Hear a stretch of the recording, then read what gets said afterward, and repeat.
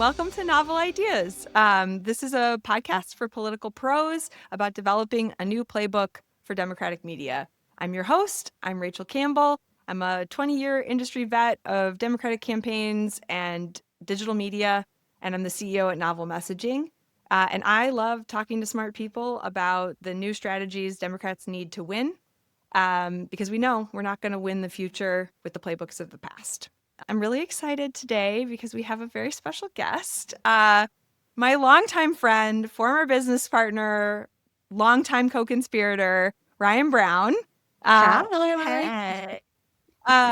Ryan is now the Chief Digital Communications Officer at Priorities USA, which is one of the biggest, baddest super PACs in our space. And we are so lucky to have you here today. So welcome, Ryan. So happy to have you. Hi. Thank you so much. Hey, Rachel. What's going on, I don't girl? know if it's your return from your recent trip, but you're glowing. You're looking great.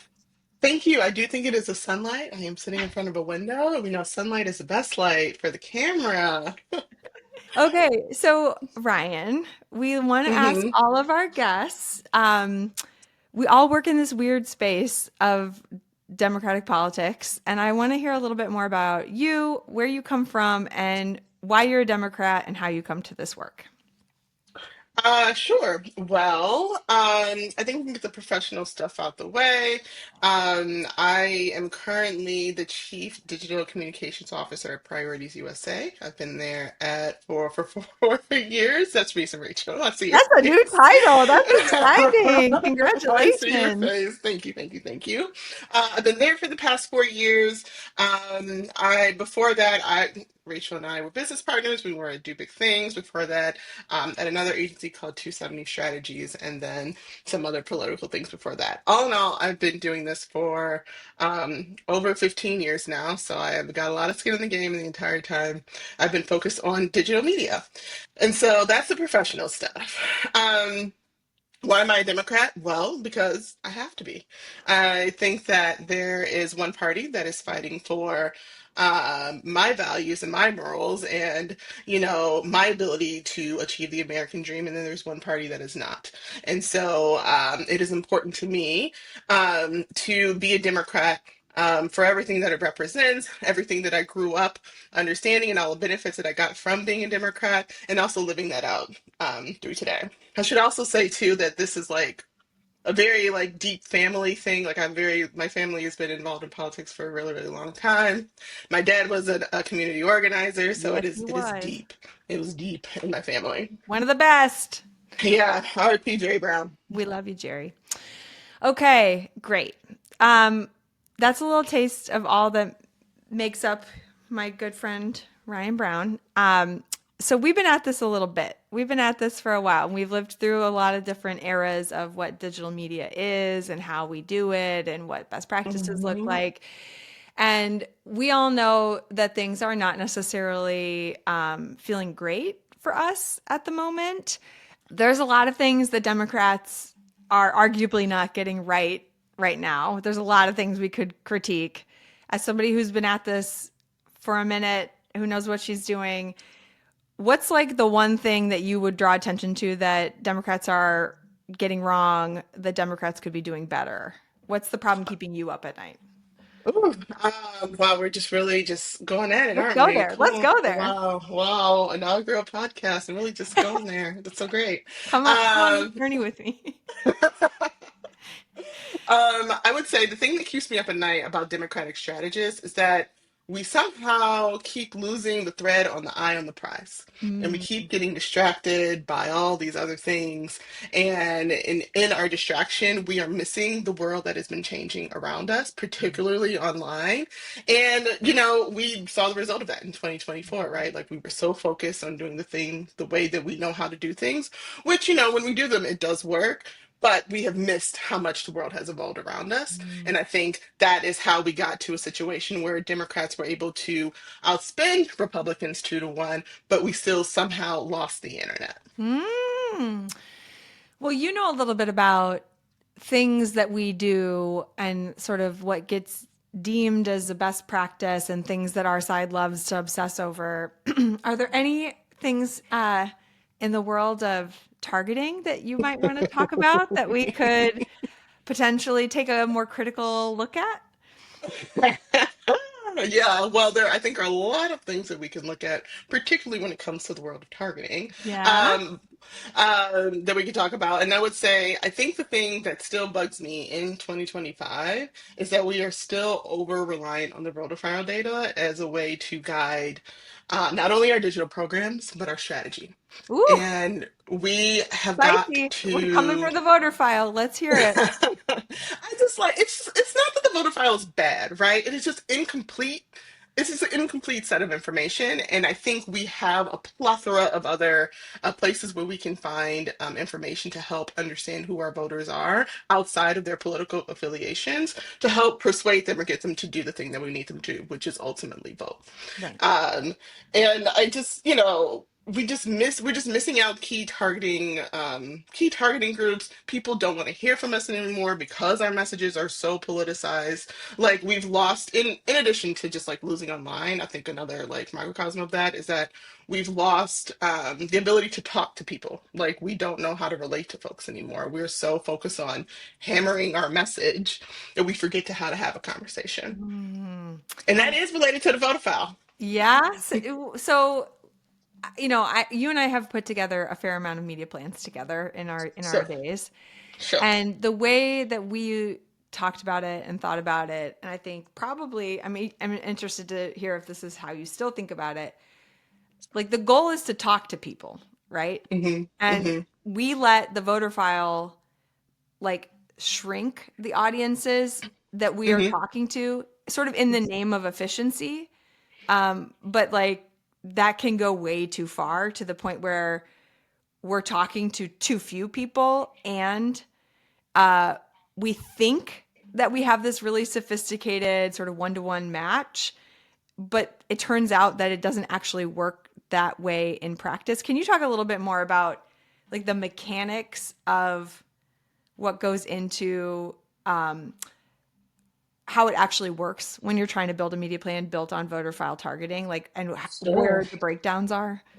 Sure. So when we talk about using voter file targeting for digital ads or paid media plans or ad plans, however you want to call them, we typically, as advertisers, talk about it in terms of a first party audience. And when we talk about first party audience, we literally just mean we have a list of emails, we upload them to a platform like Facebook. And if the profile that they use, I'm sorry, the login that they use to log into Facebook matches the email that we have on file or any other sort of data that we have on file, it could be name, zip code, birthday, whatever, Facebook will say, boop, you have a one-to-one match, first party targeting. And that is why we call it first party targeting.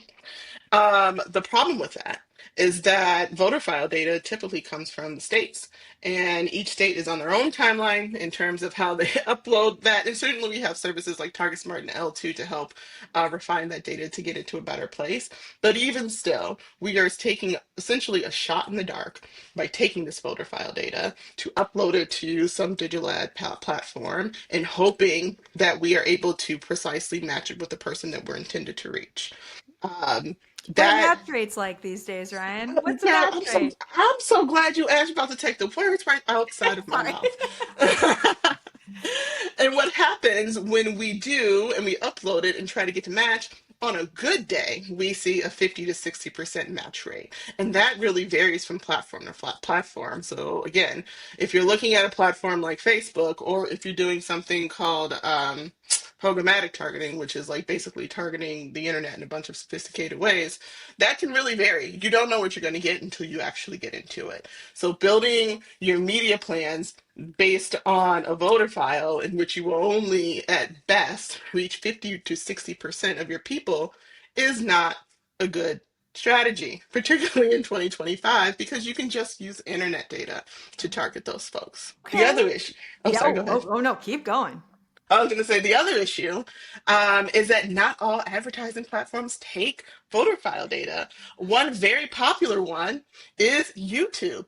Everybody is on YouTube. We did the study here at Priorities, and we found that people, particularly men, are spending 3 or more hours a day on YouTube. But we can't target them by a voter file, so what are we going to do?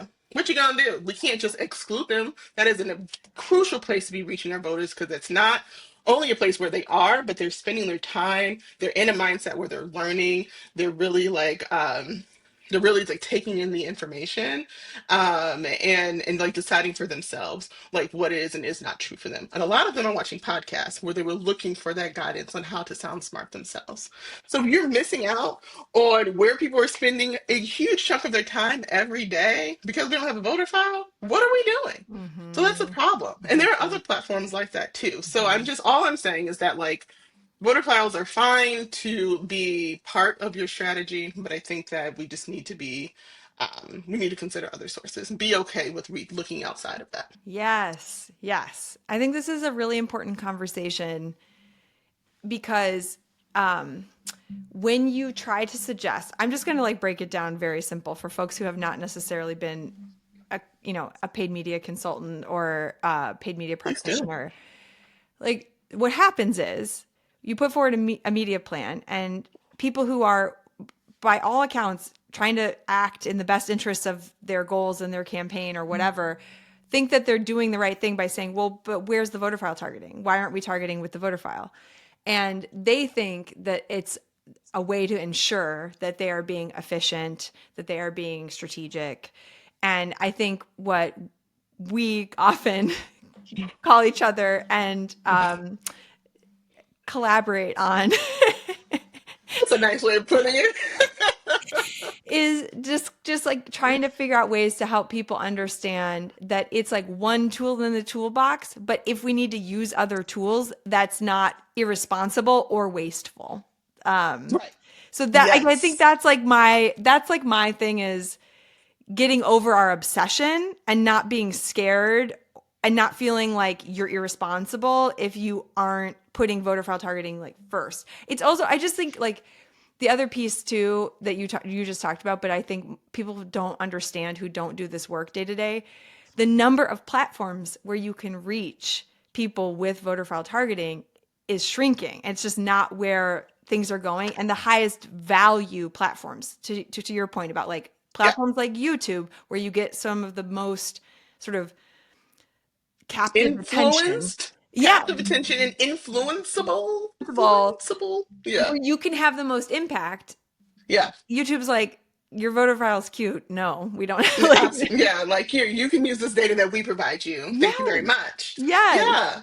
So, and that's not irresponsible. That's not wasteful. That's smart. And we need to like embrace that and Yeah. come up with smart, strategic, not wasteful ways of using the tools at our disposal and not get hung up on trying to steer. Because the other place, again, laying things bare, the other place is people will try to steer their media dollars out of platforms that are broader like that Hmm. into these platforms where they can match against the voter file. But those are not always, but tend to be more low quality inventory in terms of Yeah. impact. So, yes, you can get better targetability again, perhaps if you only consider match good, but you're getting it on shittier inventory. So, like, is that So better? good luck. Good luck. Good luck, friends. Good luck having a plan that is actually impactful. But you know what?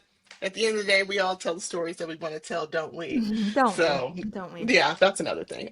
The other thing I'll say about that too is that, like, one of the things that when I talk to folks and people who are getting into like political advertising for the first time and don't know where to start, is that the voter file is good because there is political affiliation. People identify themselves more and more outside. Not, wouldn't say, I think people identify themselves politically, but they want to be reached outside of their political affiliation. So, like, you and I are Democrats, but both of us like Beyonce. Oh, You yes, we know, do. both of us like good cooking. Like, there are other ways to reach folks and like talk to them outside of their political affiliation that they're looking for. And that is to me is a way to open up that communication pathway into a relationship rather than a one-way communication, which I think that we've been stuck in for a very long time. Yeah. Okay. So I'm going to transition this into our next segment we like to ask everybody about, which is like, okay, so the problem is Democrats are obsessed with voter file targeting and it's limiting us in ways that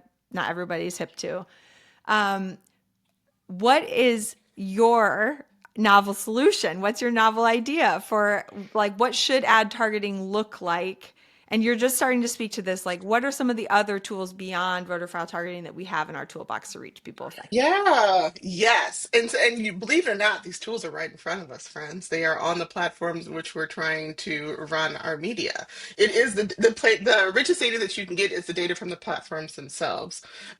So like in a technical sense, like every time you like something on Instagram or you swipe or you watch, certain number of seconds of a video, that is data. That is the richest data, the data that the company cares about, the platform cares about the most that you use for your targeting. We should be using that as part of our political strategy, and it helps us fill in the gaps. We think about this in a couple of different ways.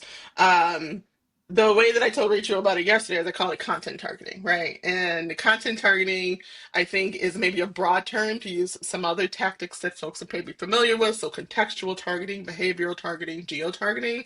But I think of it as content targeting because the point of it is that I'm trying to make the content more relative to my end user outside of voter file data, outside of their political affiliation, because we know that as Democrats, we need to take a step back, reevaluate how we are talking to voters. And so when we think about content targeting, this again can be something as simple as um, cooking, right? So around the holidays, I like to make sure I have the best macaroni and cheese. Where am I going to go to look for that recipe on how to do that? I'm going to go to YouTube.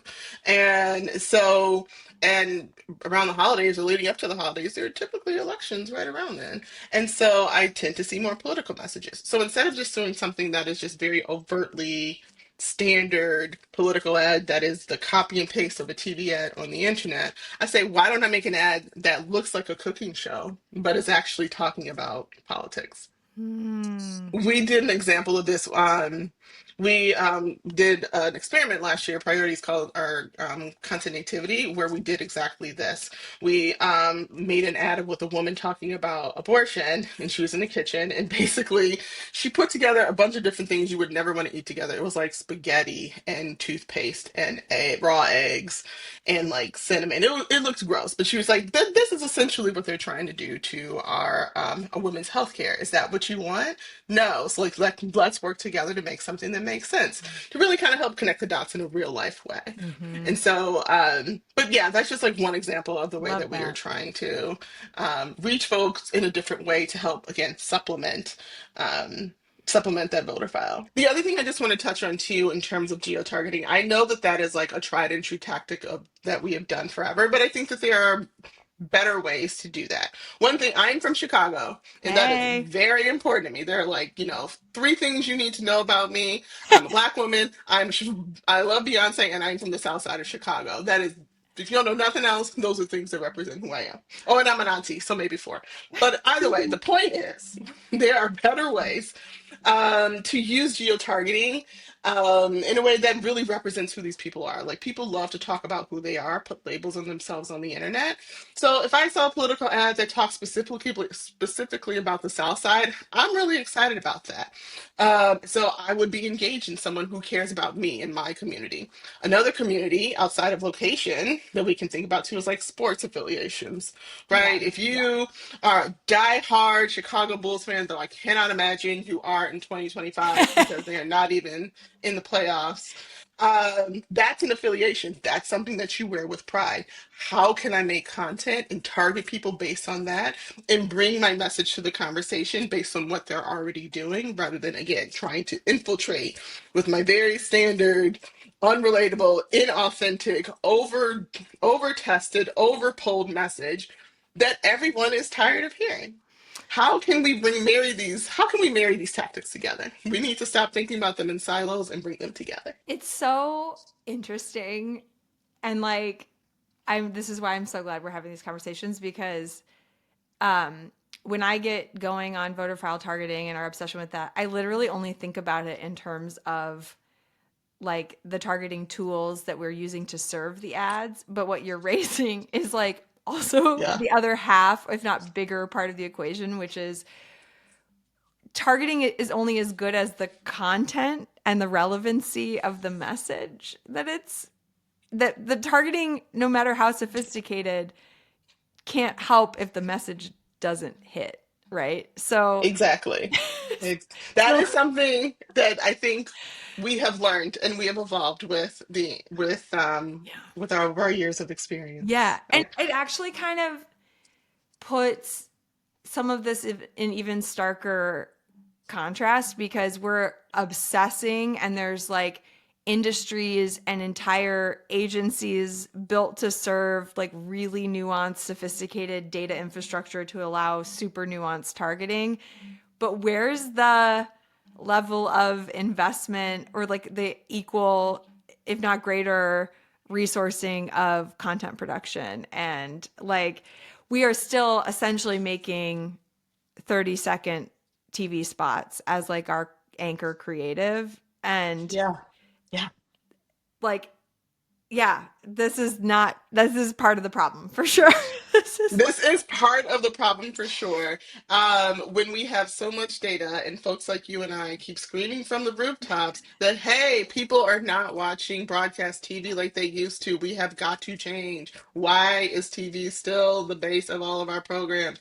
Why are we still spending a gazillion, million, billion, gajillion dollars on television that nobody is watching? mm-hmm, What are we doing? mm-hmm, And I think I'm mm-hmm, hoping, I think that, the more that we keep screaming that, mm-hmm, it will continue to change even more. I mean, I am hopeful because we mm-hmm, are seeing more and more investment in digital. mm-hmm. I think it has gone from being, new media to a staple part of everyone's strategy and plan, but I still think that like how we're using it, um, weight on its importance and value is still lagging behind, and Yeah. we need to keep evolving. Yeah, I mean, and obviously, like, props to Priorities, who's been a real leader in pushing folks on our side to take digital seriously and build serious digital programs. But I think part of the reason that was necessary, and part of the challenge we're still battling, is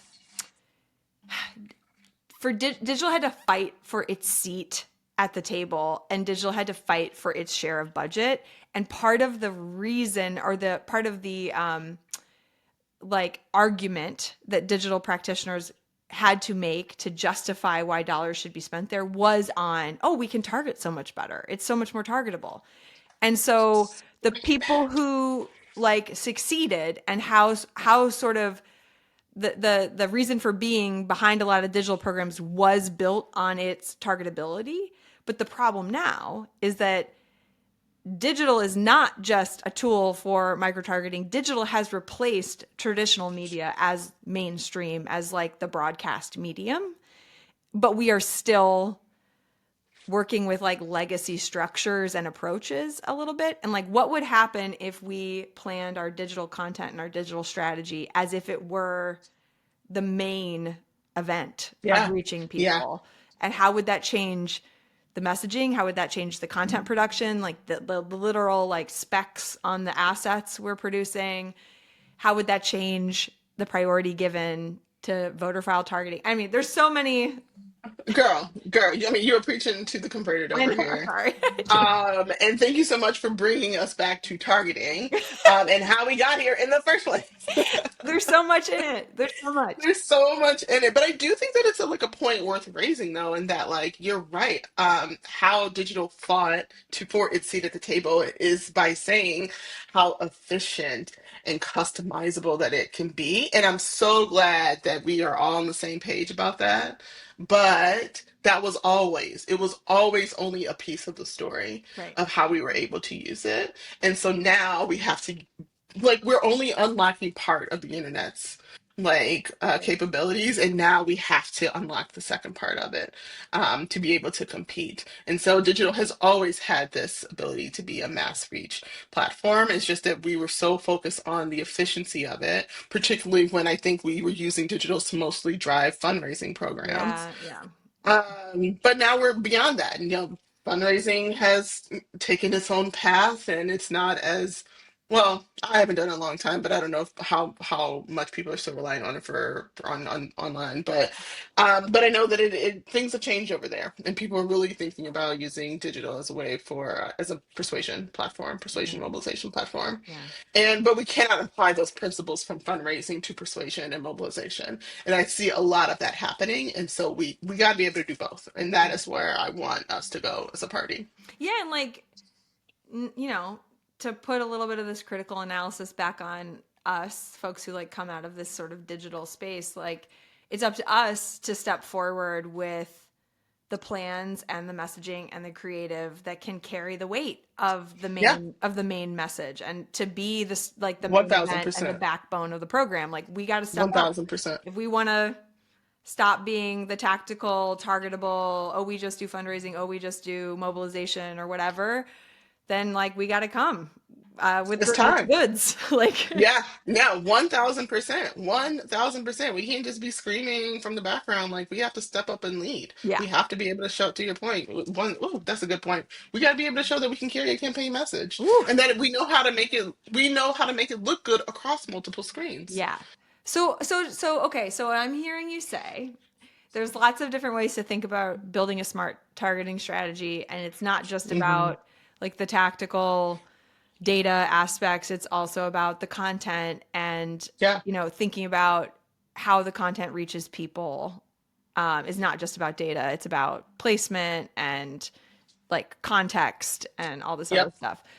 yep. So, is there anything like in that lane, like you share? I was really interested to hear about this example you shared about the cooking video. Is there Hmm.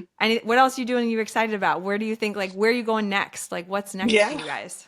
Yeah, yeah, yeah. I think another thing we're really trying to crack the code on, I think, is the next venture is creator programming. How do we use the internet, which to me is they are the another part of the internet, as part of a broader digital strategy? We are in particular right now, but I don't think it'll be our focus for the entire cycle. Part of our focus for the entire cycle is figuring out how to make create as part of a paid strategy. Can we like have creators make videos, post them organically, but then boost them on social? Like, what does that do? What kind of reach are we getting?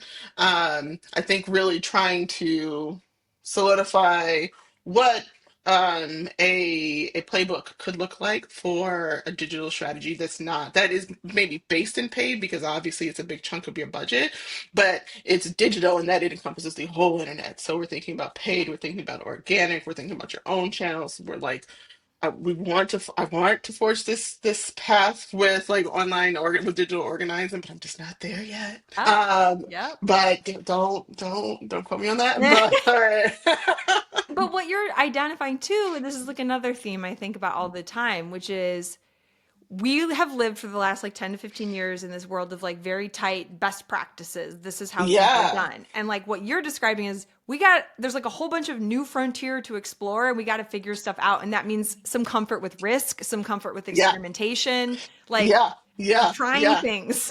Like, Just trying shit, letting shit stick, like throwing shit at the wall yes. and seeing what sticks. Yes. One of the things we've been like the way that we've been describing it internally is like a venture capital of ideas and experiments. So we're just trying a bunch of Mhm. stuff. We're going to see what happens, and hopefully by the end of it, like we will have enough analysis and data and experience to say, okay, here's what we think is like a copy and paste, version of a playbook that you can use, and it can apply at all scales, Mm. or at all levels of a budget. Because what's really important to me from our consulting days is that like we really have organizations coming in with $5,000, $10,000, and that does not mean that they cannot have a sophisticated, smart program Mhm. in the same way that somebody with $10 million Mhm. does. And I think that is where there's a lot of the knowledge gap is there and the Yeah. confidence gap is there. Yeah. And so my personal mission is to make sure that whatever we do with priorities, whatever we're putting out there and briefing on, that is something that we can do, that folks can do, no matter how big or small your budget is. Yeah, yeah, I love that. And I know you guys have done a lot to lead on training and pipeline development and stuff like that too. That's so Mm-hmm, mm-hmm, important. Um, mm-hmm. yeah, I mean, it's figuring out what's needed and then making sure people know how to do it. And Yeah, yeah. I mean, and that takes so much longer than you think. Work in progress. We're still I mean, we're literally still talking about first party targeting, and I think we started doing that. I do 20 some long long time time ago. ago. Yeah, yeah. Yeah. The times they are changing and they're not slowing down. So, They are not slowing down. okay. Well, that's great. So I'm really excited to hear there's like lots of good stuff in the works over there at Priorities. I'm eager to get my hands on these playbooks when Yeah. they are ready for sharing. It'll be fun. Yeah. Stay tuned, I guess. We'll put a plug in. Yes. Stay Yeah, tuned. yeah, yeah, yeah, yeah. Stay tuned. We are in the kitchen. I think folks say.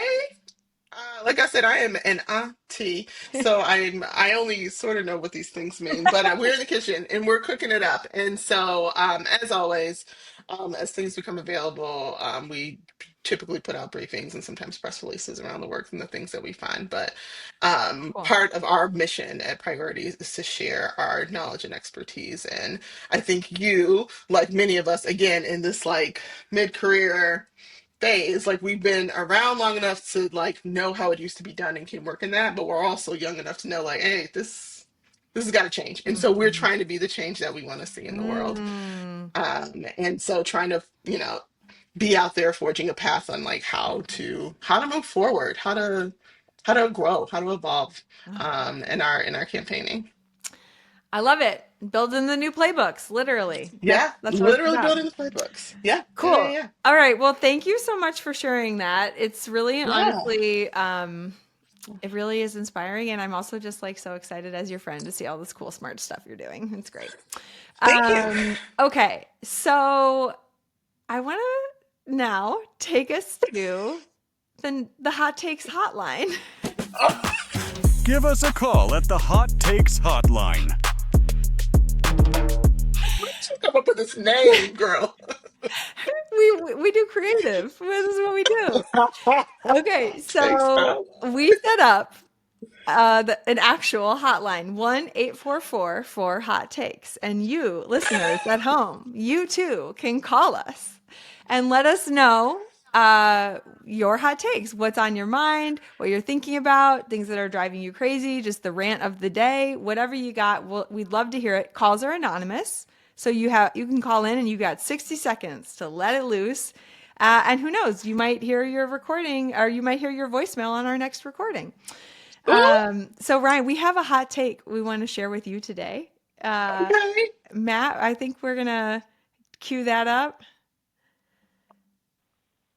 My hot take is regarding hiring. If I see another, especially from comms, people either in office or people who I know have some money and staffing opportunities that are looking for digital staff that can do everything from write social media copy to edit videos, I'm going to scream.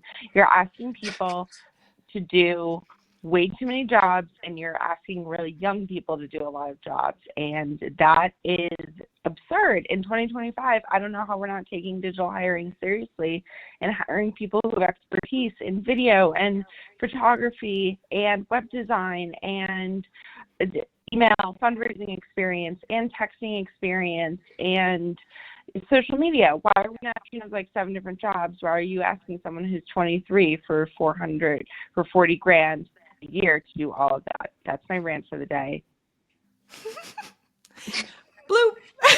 Ooh, wow.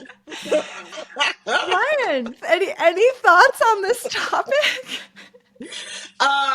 First of all, shout out to all the poor 23-year-olds who find themselves in this position. Yes, been there. We've all been there because it's a position we insist on continuing to put people in this digital lane in. 10 out of 10 start to the hot takes hotline, by the way. This is 10 out of 10. Wow, that is great. Wow. I have so many thoughts, and I'm like, what is appropriate to say versus not? Okay, so I actually think it connects to something you talked about earlier, which is, we continue to sort of think of a typical 30-second TV spot as the main event. And I think that we need to start pushing and treating digital as sort of the backbone of comms and messaging. And I think this connects to that, right? Like a Yeah. symptom of that failure to adjust and start thinking about digital as where we actually are delivering the majority of our messaging. A symptom of that is we don't invest in staff. We continue to under resourced both in terms of like only hiring junior roles, asking junior roles to do the jobs of actually like 6 different departments. And like digital is no, I, this is maybe like, this is just my rant of the moment, but digital needs to stop being like seen as a department. Actually, there's fundraising, social media, creative production, paid media. There's all content partnership. Reporting, reporting, analytics, testing. Like, come All of on. those are their own standalone teams, not just jobs, teams of people. And we keep sort of pushing all of that into like one, usually junior role, and then wondering why we're bad at the internet. Like, I don't know. Girl. Oh my God. I mean, you hit the nail on the head. Like, I just don't. I I understand that digital is fairly new medium, is a new medium compared to everything else. However, we have been at this long enough, and there are enough people now who know that that's not okay. When you took your first job, were you out here, of people who weren't in politics, were you out here being the copy editor, the analytics, the designer, the da da da? Like, were you out here doing that? So why would we ask someone else to do that? I know. Like, number one, that's just like treating people bad. But two, I think we shoot ourselves in the foot from the beginning when we ask folks to do that. I think that there's this notion that, oh, this is the way you got to learn, and this is how you earn your stripes by being able to get a little taste of everything.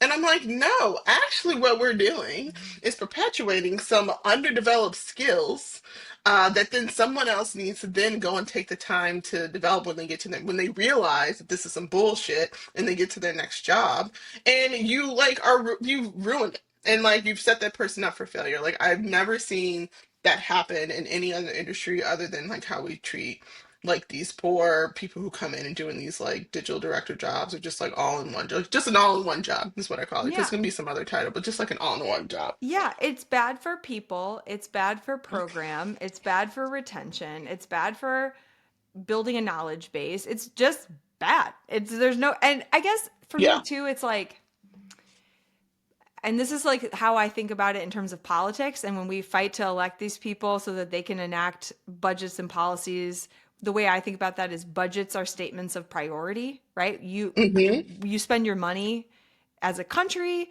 as a state, or as a business or an organization, you spend your money on what matters. And so if you want to reach people online, how are you spending your money to do that? And Amen. are you putting in place the team and the program and the resources? Because let's also be real. Do you know where we're not doing this? We're not doing this in traditional comms. A lot of traditional comms shop. This is spicy. I love my friends in comms. I'm not coming for comms. But when you look at an org chart and when you look at the budget, if you are continuing to, as an organization, invest in reaching people on traditional mediums like earned media, news, cable news, print journalism, whatever, if print journalism even exists, the audiences on all of those platforms are shrinking, fact. And the people who read that stuff are already with us in most Right. cases. Those are not the people that we need to be engaging. Do you know where the people we need to be engaging are? On social media. So Yeah. if it's a priority, put your money where your mouth is. Like, If you are a young person and you see a job description like that, run. Don't.